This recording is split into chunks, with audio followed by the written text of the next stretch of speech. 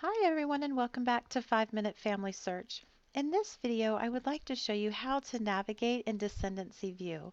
So in Descendency View, you want to pick an ancestor and you're going to look at all of their descendants. But to do so, we actually start out in the landscape view.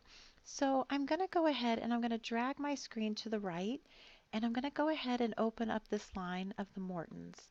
And I am actually going to go back until I find George Edwards and I wanted to show you his line. So we're going to keep coming back until we find George Edwards, and he is right here, George Edwards and Debbie Marks. So I'm going to go ahead and click on his name, and I'm going to come over here to his card, and I'm going to click on Tree. And when I do, it's going to move him to first position in Landscape View. And so now, on the top left hand of your screen, we're going to go ahead and we're going to click on Descendancy. So now it's going to put George and his wife Debbie in Descendancy View, and we can look at all of their children and their spouses and their children, and we can go out several generations. Sorry, it's taking a second for it to come up.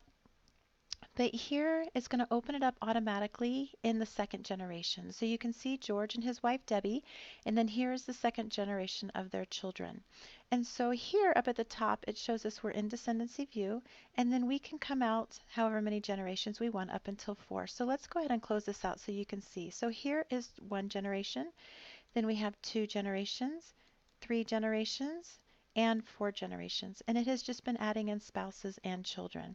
Here on the left hand side you'll see this. We can go ahead and click on that box and we can add a spouse or add children for George Edwards, and the same for Debbie Marks. We can add in more children.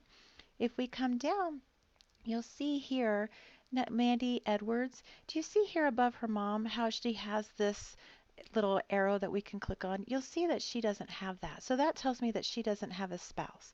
So I can come in here and I can add a spouse or I can add children for her. If I come down, I can see that her brother does. Here is his wife. But if I come in here, you can see that their children, they have a son, but they just have the last name of Edwards, and he does not have a spouse. Vera does not have a spouse.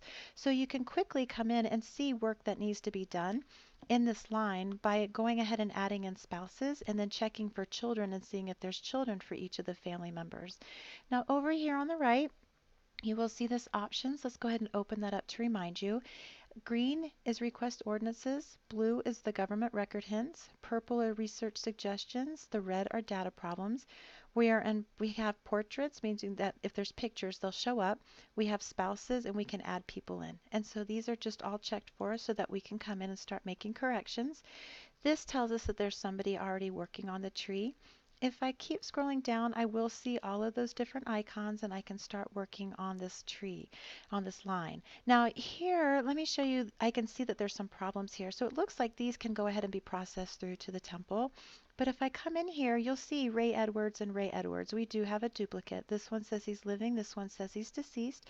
We can look at these ID numbers and we can tell that they're different. So we would need to go in and merge these. And actually, if you look at that's for Ray, above him George, the same for him and his brother Charles. So those would need to be worked on. But this is how you can use Descendancy View. You can get in quickly into your tree. You can see where spouses needed to be added, where children need to be added, and where you can go ahead and start working on the descendancy line.